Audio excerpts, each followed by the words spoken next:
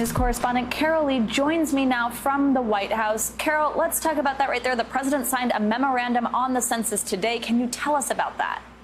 Sure. The president signed this memorandum that essentially says that undocumented immigrants cannot be included as part of the 2020 census. The title of this is an apportionment memorandum of ensuring American citizens receive proper representation in Congress.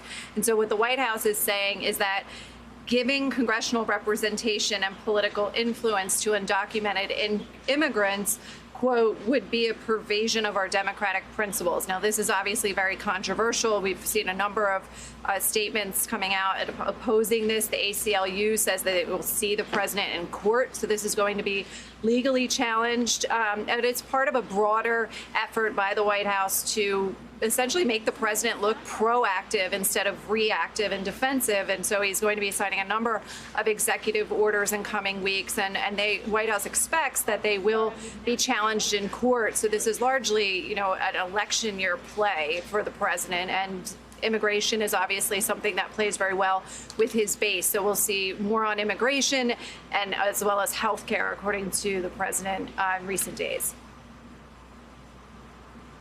Let's switch over now to those briefings. I want to play a clip from the last time the president participated in a task force briefing back in April. Let's listen real quick.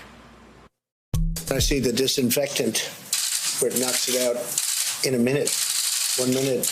And is there a way we can do something like that by injection inside or almost a cleaning? Now, that moment obviously caused a lot of chatter right after, and the pandemic in the United States has changed dramatically since that April briefing. What kind of shift can we expect in messaging today? Yeah, that's not the kind of briefing that the president's aides certainly are hoping that he has when he steps to the podium in a little bit here at the White House. What they want him to do is focus very narrowly on coronavirus and the response to coronavirus. Essentially, his aides saying that they feel like they've lost control of this narrative. Americans don't know what the federal government is doing, and they want the president to be out there looking as if he's leading on this. And so you're likely to hear him talk about things like vaccines, therapeutics, and other sort of supplies that are going to various states and everything that he's doing on the pandemic. So that's how they really hope that he will handle the briefing. We've talked to officials who said that it's likely to be, or at least they hope, because you never know with President Trump, that it will be shorter than what we've seen before. And it also will look a little different than past briefings, because we're told that the members of the coronavirus task force that we would typically see with the president will not be there. So this would be the president alone at the podium talking about the pandemic response. Yeah, we heard a little bit of that Dr. Fauci didn't exactly seem to know that the briefings were coming back when he did that interview with Maria Shriver. Now, let's talk masks. So after a lot of resistance initially continuing to say that this is a decision that should be made to governors, left to governors to make, the president tweeted an image of himself wearing a face mask, calling the act patriotic. How now does the White House explain his previous reluctance to wear one?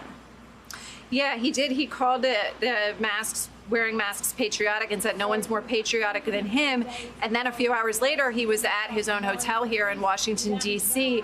and didn't wear a mask. And so a bit of mixed messaging from the White House, which is what we've seen, frankly, since the start of this pandemic when it comes to masks. Now, White House Press Secretary Kayleigh McEnany was asked about this today, and let's take a listen to what she had to say.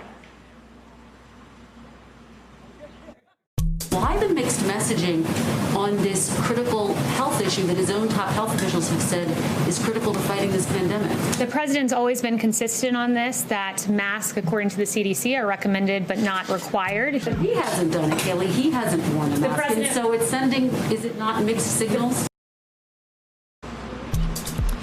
Now, the press secretary also said that the president is tested sometimes multiple times a day, which is a little bit of news to those of us who thought he was just tested once a day, which is one of the reasons that the White House has given for why the president doesn't need to wear a mask. Because as you know, masks protect others from you if you were asymptomatic and from spreading the virus. Their argument has long been that the president's tested so often he doesn't need to wear one. But I expect that the president will be asked about this at the briefing later today, just because he, again, yesterday sent this mixed message.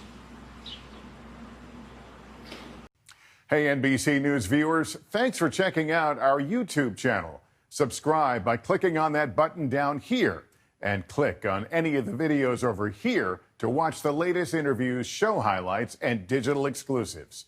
Thanks for watching.